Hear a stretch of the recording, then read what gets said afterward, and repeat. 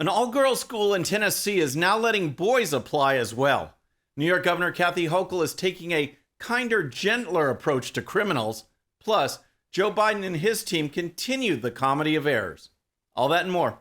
I'm Bobby Eberle. This is a 13-minute news hour. God bless the United States of America.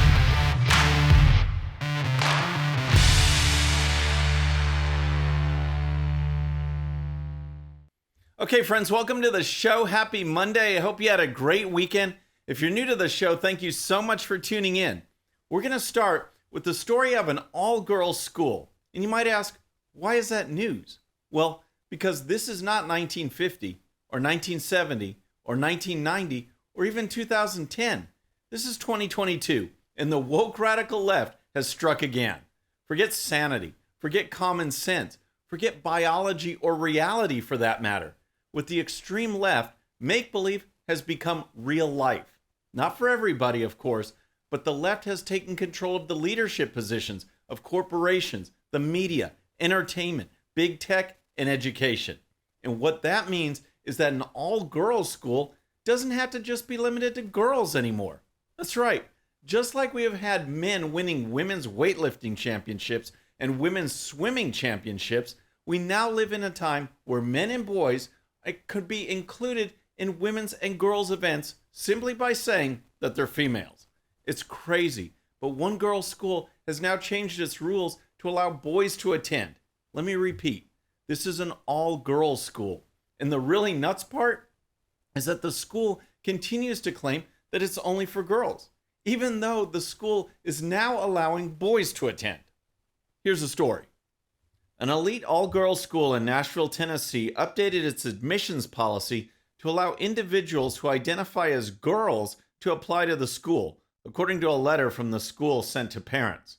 Harpeth Hall told parents that the Board of Trustees updated its admissions policy for transgender students.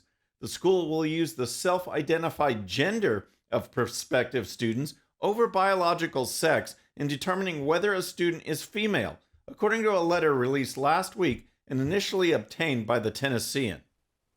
Can you believe this? This school is redefining what it means to be an all-girls school. Is it any wonder why independents and even Democrats are moving away from the Democrat Party? It's been taken over by people such as these trustees who think that a boy can be a girl just because he thinks it or wishes it. Not only are these boys obviously not girls, but the left is doing a grave injustice to these kids, pushing this transgender ideology when kids are still kids is wrong, and the left wants to do it at a younger and younger age. Here's more. Harpeth Hall is a girls' school. The school culture is unique and distinctly about girls, complete with the use of reference to students as girls and young women and the collective use of female pronouns, the letter reads. Any student who identifies as a girl may apply to our school. The letter states that Harpeth Hall students and parents may work with the school when students identify as non-binary and use they, them pronouns. Harpeth Hall's policy does not allow biological females who identify as men to enroll in the school. The updated guidance tells incoming students that individuals who use he and him pronouns may not be served at the school. So, everything is now based on pronouns, not biology, but pronouns. Use she and her, and you're in. Use they and them, and well, we'll work something out. Can you believe this? The director of marketing and communications for the school insists that nothing has changed, that it is still an all-girls school. In comments to the Tennessean, Jessica Bliss, the communications director, said, "We are and always have been an all-girls independent school. There has been no change to Harpeth Hall's admission applications process, which is open to any female student." Friends, this is America in 2022. We can turn things around, but it's going to take all of us getting out there, speaking up, and working to get leaders in place who will put families and children first and stop the left-wing assault on what it means to be a girl. All right, next, let's talk about what's happening to criminals in New York. But first, if you're new to the show or haven't subscribed yet, regardless of platform, just search out my name, Hit that subscribe button. Make sure notifications are turned on. That way you can follow the show and help us grow. Okay, next let's talk about New York Governor Kathy Hochul and her efforts to fight crime. As you know, crime is spiking in Democrat-run cities and states across the country. People don't feel safe. And what have the Democrats done in response? They continue to push the defund the police movement, and they are putting violent offenders on the street with little to no bail. And guess what? These people then commit even more crimes. So what's Hochul doing? Well, nothing about the stuff I just mentioned. Nothing about helping stop crime. Instead, she's focusing on making criminals feel just a little bit better inside by getting rid of the term inmate. Apparently, the word itself is so bad that it just has to go. In its place will be the phrase incarcerated individual. Here's the story. New York Governor Kathy Hochul, a Democrat, has signed a bill banning the word inmate in all state laws, replacing all such usages with the term incarcerated individual. Ms. Hochul went even further personally, using the term justice-involved individuals in a press release on the new law. That term did not refer to judges, lawyers, or police officers, though, but to these same convicted criminals. We can make our streets and communities safer by giving justice-involved individuals the chance to complete their rehabilitation program and work at the same time, Ms. Hochul said in her press release. The law officially replaces any instance of inmate with incarcerated individual within New York state law. First of all, the Democrat governor's statement about making communities safer has nothing to do with community safety. It's about making criminals feel better. Here's how her press release looks online. The focus is about promoting fairness and dignity for the criminals, or the justice-involved individuals. As the Washington Times pointed out, there are tons of people involved in the justice system: judges, attorneys, law enforcement officers. Are these people getting special new names as well? Nope. The only justice-involved individuals that Hochul and the Democrats are talking about are the criminals. Here's more. Language matters. I am proud that my bill to replace all references of the word inmate with incarcerated individual in New York state law has been signed today, said State Senator Gustavo Rivera, author of the bill. The use of the word inmate further dehumanizes and demoralizes them, he said in Ms. Hochul's press release. Penological terms such as felon, inmate, prisoner, offender, and convict dehumanize, degrade, and stigmatize people. Using a term such as incarcerated individual recognizes the humanity of people, said Assembly member Jeffrey Aubrey, sponsor of the law in the New York State Assembly, in Ms. Hochul's press release. Of course, reaction to this new law has understandably drawn outrage and mocking from people who think criminal justice should be about keeping people safe. New York State Senator Jim Tedisco tweeted this in response to the press release. Another woke criminal's first law supported by our governor instead of doing her job and protecting the public from rampant crime. Help pass the bill I authored to repeal catch and release bail reform and give judges real discretion. Pass victims first agenda and fire Hochul.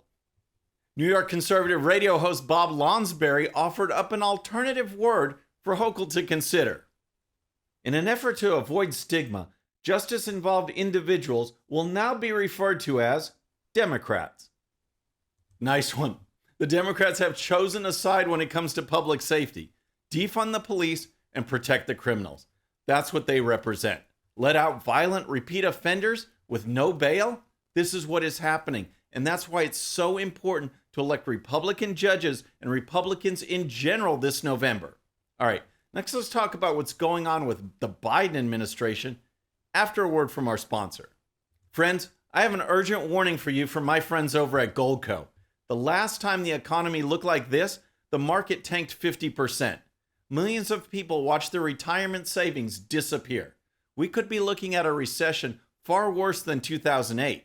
If you have $50,000 or more in your retirement savings, you could be at the greatest risk. So, call my friends at Goldco at 855-700-6173. Get a free gold IRA kit and learn how thousands are protecting their money now. You could get $10,000 or more in free silver. That's 855-700-6173. Okay, next let's talk about Joe Biden and his administration, because they continue to show they are incapable of leading and instead are either purposely or incompetently ruining this country. Inflation is going through the roof. Gas prices are over $4 per gallon. The border is out of control.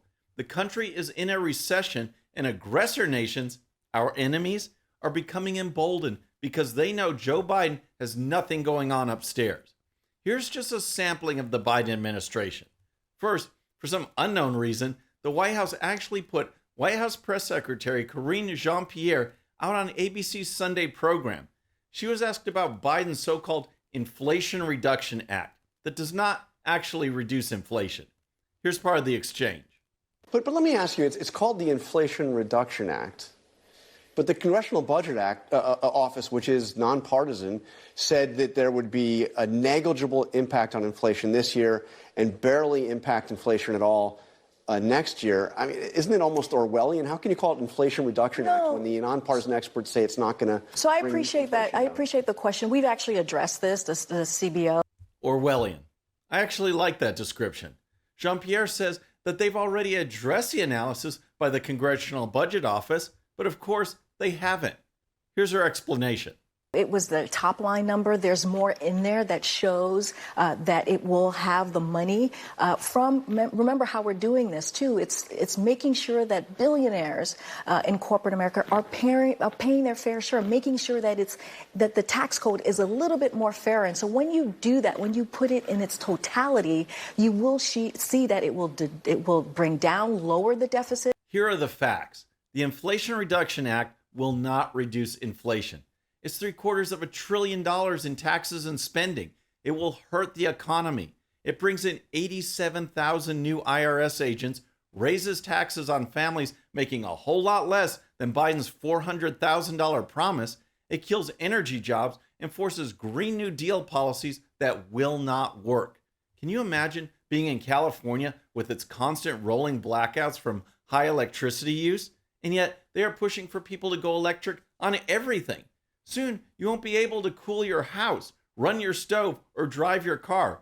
But hey, that's the green agenda that Biden pushed through in his Inflation Reduction Act. Then, how about Kamala Harris, who is addressing space exploration? With the exploration of space being defined in the 20th century, we know that living in this century, we must think about where we now stand and where we must go. So while it was defined quite well in the 20th century, the opportunity of space must guide our work in the 21st century. What? What was that? I have no idea, but that's typical Kamala Harris, saying a whole bunch of words but not making any sense. And what about Joe Biden himself? Well, he's off on yet another beach vacation, which it seems like he's doing every single weekend. And here he is, avoiding reporters like usual. President, will you come talk to us?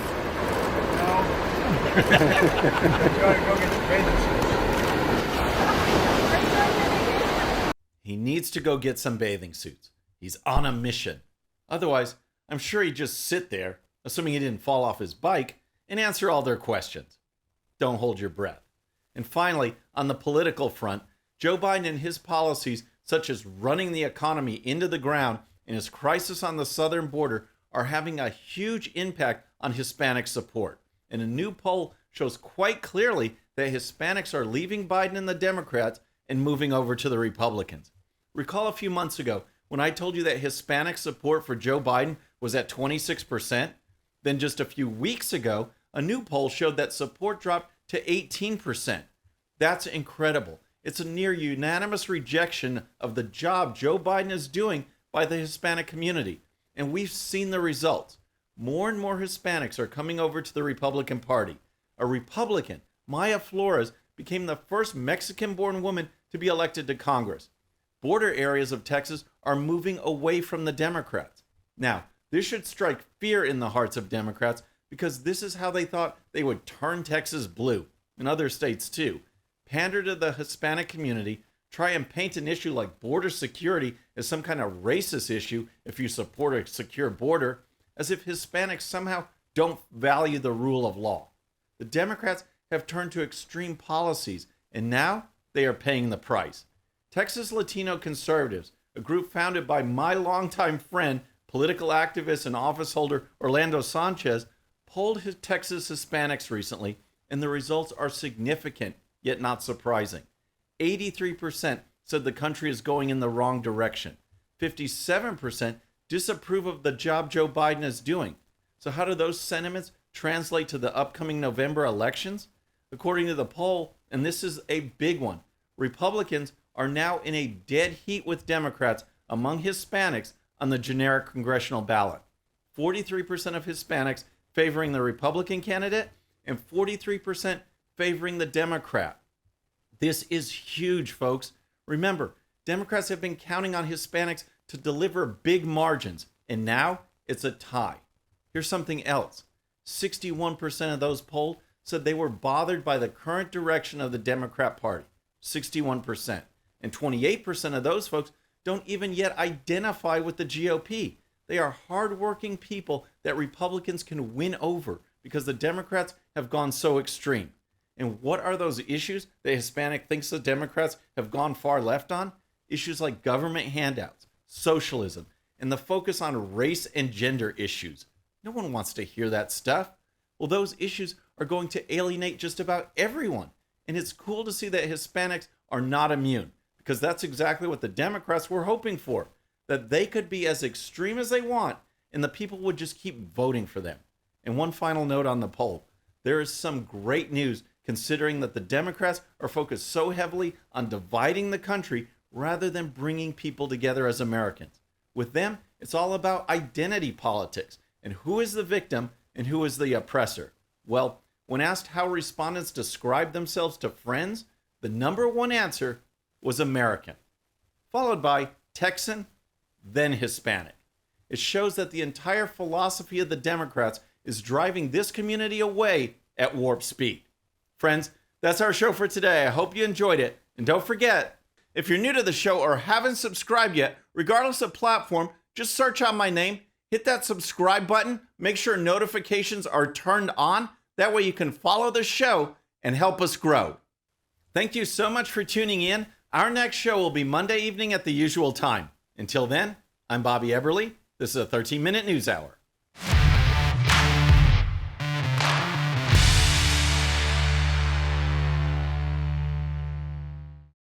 All right, friends, thanks again for tuning in. I really appreciate it. And before you go, please hit that subscribe button above. Once you do, tell your friends, share it, spread the word about the 13-minute news hour so we can keep growing.